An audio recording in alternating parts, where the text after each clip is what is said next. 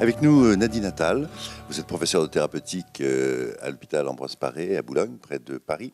Et vous êtes médecin algologue de algos, la douleur en grec. Et d'ailleurs, vous travaillez dans une unité INSERM qui fait des recherches sur la douleur. Alors, la douleur, c'est un grand fourre-tout. On a bien la notion qu'on peut avoir une douleur aiguë. Tout d'un coup, on s'est tapé sur les doigts, on a très mal. Et puis, il y a des gens qui ont des douleurs chroniques en permanence. Ce sont les mêmes mécanismes ? Alors, il faut effectivement faire une grande distinction entre douleur aiguë et douleur chronique pour de multiples raisons. La douleur aiguë, en général, disparaît après le traitement de la cause et elle répond assez bien à des traitements antalgiques. On peut avoir des douleurs aiguës dans le contexte post-opératoire, par exemple. Alors que la douleur chronique, c'est une douleur qui dure pendant au moins 3 mois, de façon quotidienne ou quasi quotidienne, et qui, en réalité, dépend de mécanismes assez complexes qui font notamment intervenir des modifications des systèmes nociceptifs, donc des systèmes qui finalement répondent à la douleur, mais aussi des modifications au niveau cérébral, c'est-à-dire les contrôles de la douleur sont complètement perturbés lorsqu'on a une douleur qui dure. Donc ce sont des circuits qui sont relativement complexes, qu'on connaît bien aujourd'hui, et qui en fait gèrent différents types de douleurs. Alors tout à fait, il y a plusieurs types de douleurs qui dépendent de mécanismes très distincts, et de façon générale, on a tendance à distinguer 3 grands types de douleurs. Les plus fréquentes, ce sont en fait les douleurs qu'on appelle nociceptives inflammatoires, qui sont en fait donc liées très souvent à un phénomène inflammatoire, par exemple les douleurs d'arthrose, qui sont donc très banales finalement, la douleur lombaire, le mal de dos, qui est très répandu bien sûr en population générale, et aussi les douleurs liées à certaines maladies rhumatologiques, comme par exemple la polyarthrite rhumatoïde, qui donne beaucoup de douleurs. Ces douleurs, on arrive à peu près à les améliorer. Les plus difficiles à traiter, ce sont les autres douleurs, les douleurs dites neuropathiques, qui, elles, sont liées à des lésions du système nerveux.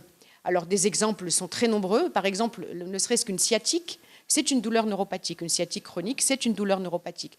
Les douleurs neuropathiques peuvent être aussi générées par la chirurgie. Par exemple, une simple intervention pour une hernie inguinale ou pour une prothèse totale de genou peut donner des douleurs neuropathiques. On a également des douleurs neuropathiques dans des maladies plus neurologiques comme le diabète ou après un zona. Et puis, on a un 3e type de douleurs qui, elles, sont plus liées à une dysfonction qu'à une lésion. On les appelle aussi dysfonctionnelles. Elles sont très difficiles à évaluer et à traiter. C'est l'exemple typique, c'est la fibromyalgie. Les patients ou les patientes plutôt, qui ont mal partout sur tout le corps. Et c'est très difficile pour certains médecins de comprendre même ces douleurs. Donc différents types de douleurs qui s'expriment dans des contextes très différents. Ça veut donc dire des prises en charge et surtout des traitements différents. Alors vous qui connaissez bien tous les traitements, comment vous gérez la mise en place de ces traitements ?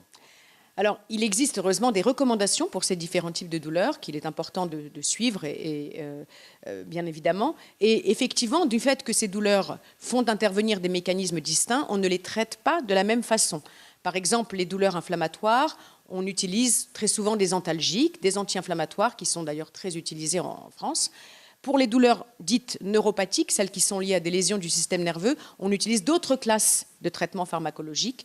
Et enfin, pour les douleurs dysfonctionnelles, on utilise également d'autres classes de traitements pharmacologiques. Donc on va traiter la douleur vraiment en fonction de sa nature et donc de son mécanisme d'action. Alors est-ce que pour des médecins spécialistes comme vous dans la douleur, il y a encore des douleurs qui résistent en 2017 ? Malheureusement, oui. Il y a un grand nombre de douleurs qui résistent, en particulier, justement, certaines douleurs chroniques neuropathiques peuvent être totalement réfractaires au traitement bien conduit. Pour ces douleurs, d'ailleurs, on peut faire appel à des techniques chirurgicales. On fait aussi appel beaucoup à des techniques complémentaires, par exemple l'hypnose. Donc, vous êtes une spécialiste, vous utilisez des antalgiques tous les jours. Et la recherche, est-ce qu'on peut espérer avoir de nouvelles pistes intéressantes ? Heureusement, oui. Il y a énormément de laboratoires pharmaceutiques dans le monde entier qui s'intéressent à développer des nouvelles molécules antalgiques pour ces différents types de douleurs. Donc, il y a de l'espoir. Et puis, on a aussi des traitements qui commencent à émerger, y compris en soins courants, y compris à l'hôpital. Par exemple, la stimulation magnétique transcrânienne, c'est une technique qu'on développe beaucoup pour le traitement de certaines douleurs rebelles. On utilise aussi des traitements comme la toxine botulique dans certaines douleurs également rebelles. Voilà, Nadine Attal, merci beaucoup. On a bien vu que la douleur, et en particulier la douleur chronique, est particulièrement complexe, difficile, et qu'aujourd'hui, on dispose de beaucoup de médicaments, mais parfois, certaines sont encore résistantes. La recherche s'en occupe.